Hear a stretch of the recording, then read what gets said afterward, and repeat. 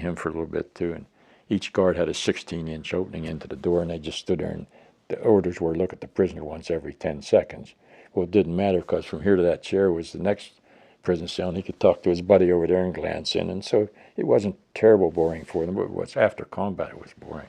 So one of my sergeants was on the door, and I tapped him on the head and said, "See you later, pal." And I started to walk away, and I looked in, and there was a piece of paper on the floor in there, because they were given yellow like tablet paper and little like golf pencils where they could make notes for their next day in the trial or something and not hurt themselves with it. And it was on the floor, and I said, and I did it with the dignity that he deserved. I said, "Field Marshal Goering, you're going to have to clean up the cell." And he snapped his heels and said, in almost perfect English, "Field marshals don't clean cells." And I'm a 20-year-old kid. And you know, when you're 20, you know everything. And I thought, "Whew, how am I going to handle this?"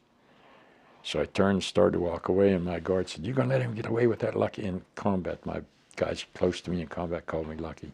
"You going to let him get away with that, Lucky?" And I said, "No, I'll handle it." But I had no idea in the world what to do.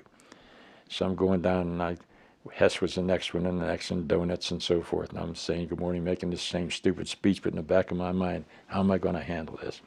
I start back up, and it's about, by then, 6 o'clock, 6:15, and I could smell the food that is prepared down below by an outfit called Food Services Company. They weren't First Division, they were food people.